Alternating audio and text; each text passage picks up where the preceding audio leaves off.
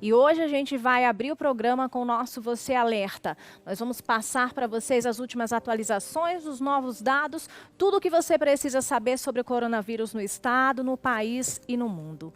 E olha só, em Sergipe, a Secretaria de Estado da Saúde divulgou o boletim epidemiológico da Covid-19 com 701 casos e 22 mortes. Assim, 166.617 pessoas já testaram positivo para o coronavírus e 3.298 morreram.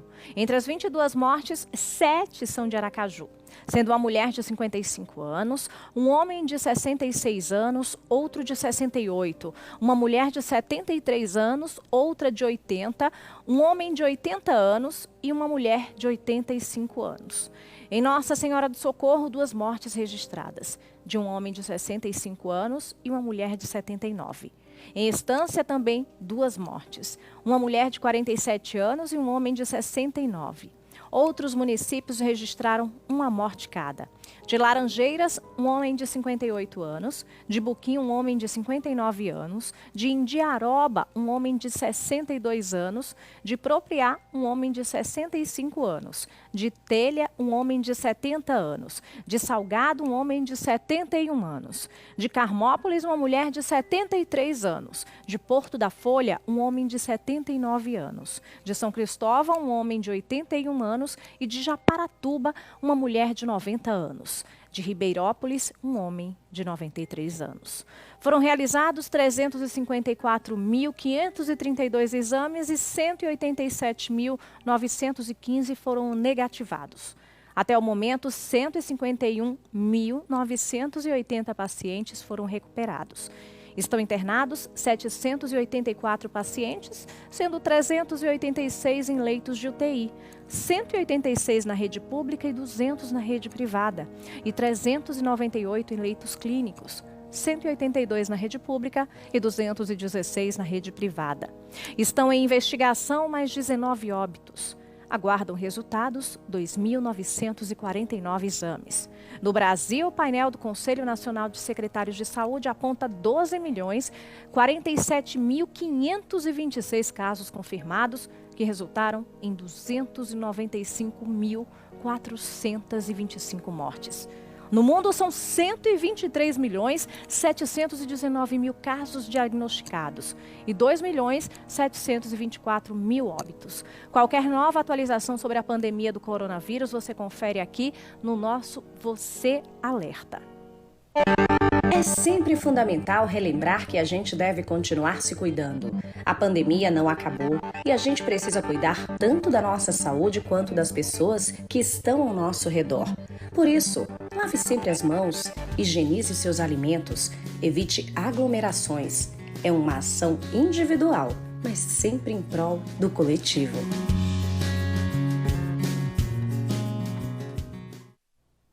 E olha só, há pouco você conferiu os dados mais recentes divulgados aí sobre o panorama da pandemia em Sergipe. E agora a gente vai falar sobre o anúncio feito ontem pelo governo do estado. Após reunião com o Comitê Técnico Científico, ficou decidida a prorrogação das medidas restritivas anunciadas no dia 15 de março. Com isso, o toque de recolher passará a valer diariamente de segunda a quinta-feira, das 8 da noite às 5 da manhã. E na sexta-feira, no sábado e domingo, o toque de recolher começa mais cedo, das 6 da tarde às 5 horas da manhã. Para saber mais detalhes sobre essas atualizações, nós iremos agora conversar com o diretor de Vigilância em Saúde, Dr. Marco Aurélio Góes.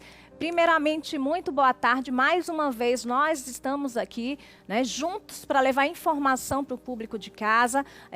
Nós estamos com esse papel, né, importantíssimo de levar o máximo de informação precisa e com, né, precisão também aí para as pessoas que estão em casa nos acompanhando. Qual foi o objetivo da ampliação dessas medidas, doutor Marco? E o que é que significa, né, essa ampliação do toque de recolher aí, na visão do senhor?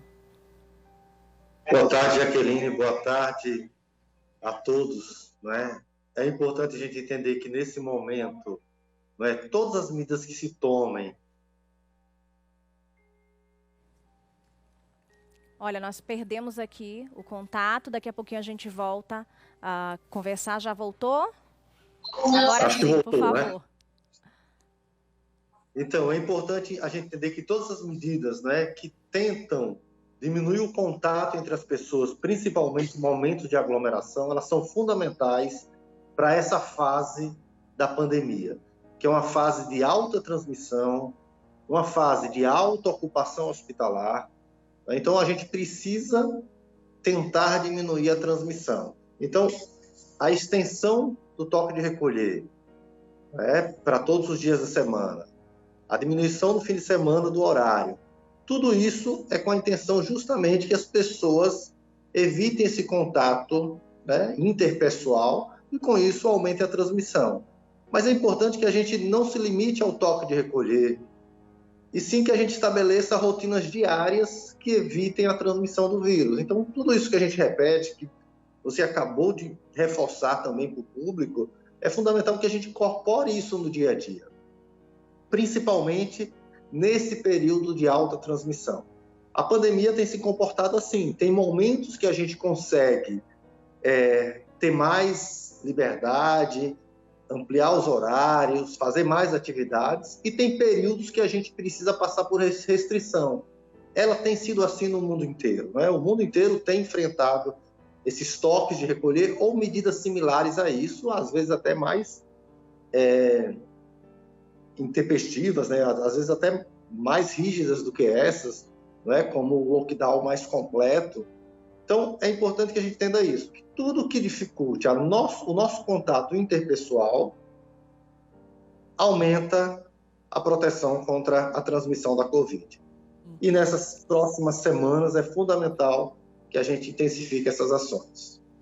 Sim, e lamentavelmente a gente tem percebido um número crescente, né? Então, no momento em que há uma decisão para que a gente mantenha todos esses cuidados, é pensando aí exatamente na diminuição desses dados, né? Então, todos esses fatores determinantes aí para a decisão são importantes de serem avaliados, mas o mais importante de tudo é que cada um faça a sua parte. É isso que a gente deve estar atento.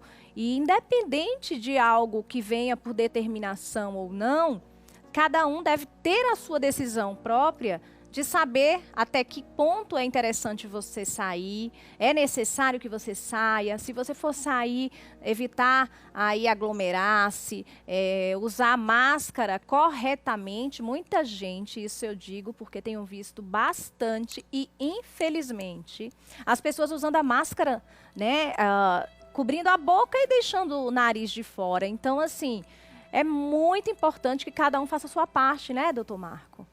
Sim, é fundamental isso, Jaqueline, né? Que a gente entenda que é necessário que o Estado, né, regulamente algumas coisas, mas que a proteção realmente é individual, né? Que a gente precisa colocar todas essas práticas no nosso dia a dia, né? Usar a máscara corretamente, né? E não usar a máscara só porque é obrigatório para entrar numa loja, né? Para sair na rua, mas usar porque você está protegendo a si e aos outros.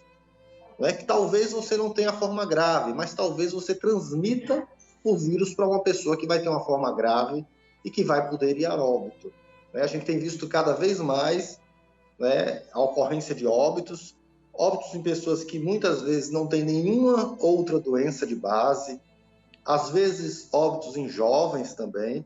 Então é importante que a gente entenda isso. A gente está numa fase que é numa fase de maior transmissão, é numa fase onde a gente tem uma alta ocupação dos leitos hospitalares públicos e privados. Durante toda a pandemia, desde o ano passado, de março do ano passado, agora é o momento onde temos mais pessoas internadas por Covid. Então, apesar de não termos, nesse momento, o maior número de casos em relação ao ano passado, mas de internação é o período que temos mais internações. Então, isso traz consequências, né, e é fundamental que todos nós, né, colaboremos com essa diminuição da transmissão. Inclusive, nós demos dados recentes aqui, né, inclusive 700, olha só, esses números são alarmantes. Para você que está nos acompanhando, presta atenção. Só de internações aqui no nosso estado, nós temos 784 pessoas. Então, gente, é um dado preocupante, sim, e a gente deve levar em conta toda a nossa importância e todo o cuidado.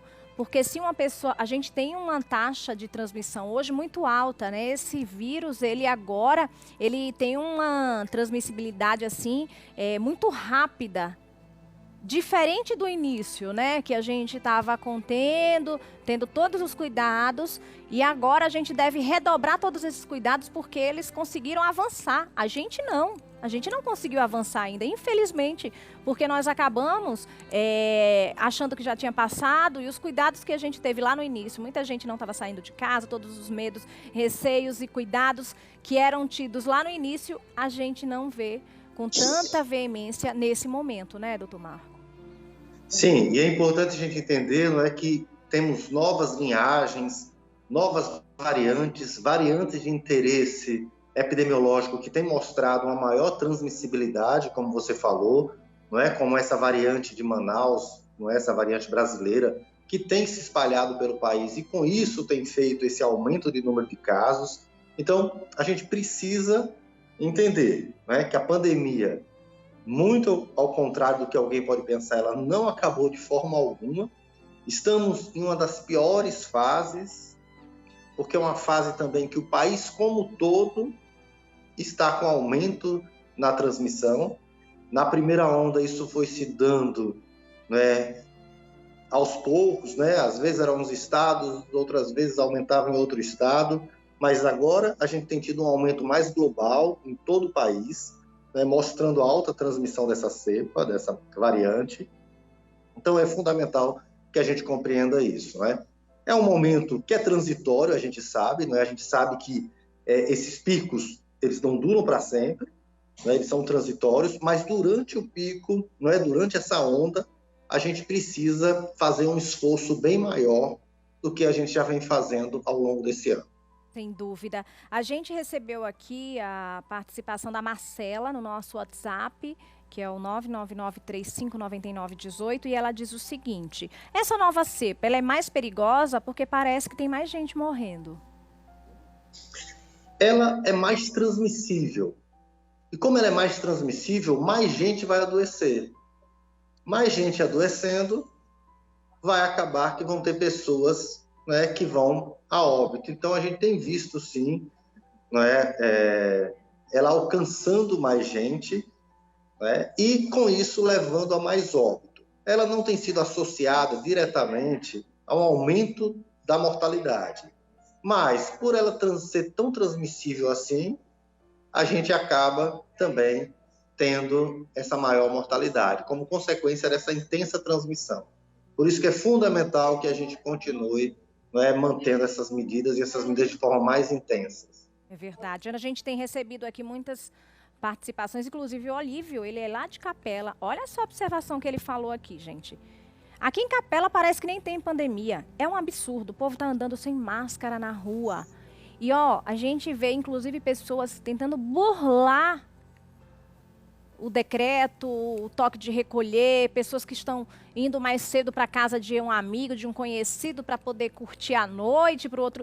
Gente, isso é um absurdo. Vocês estão aí só antecipando algo, né, que poderia nem chegar, que é o vírus.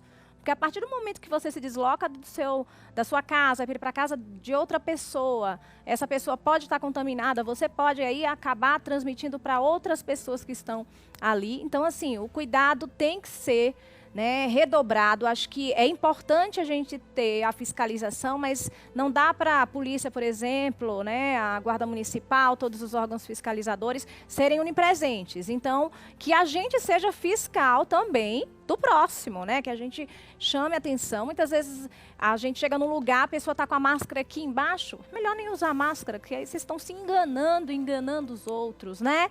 Você coloca a mão na máscara, a gente sabe que tem um tempo, se você utilizou a máscara por muito tempo, se você falou bastante, essa máscara ela já está úmida, ela deve ser trocada.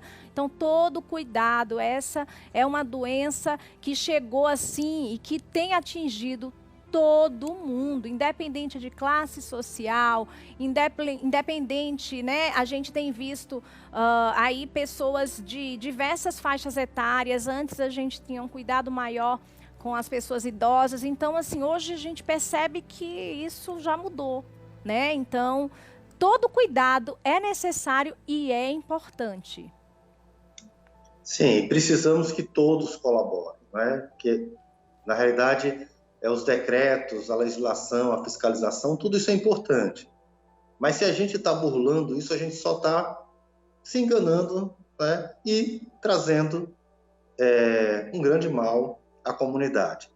Né? Porque se eu burlo essas regras, eu não estou fazendo mal só a mim mesmo. Né? Eu estou podendo ser um portador do vírus, levando para outras pessoas. Então, nessas semanas, né, nessas 3 semanas aí, principalmente, vamos tentar ficar só com aquele nosso grupo familiar que a gente já está acostumado.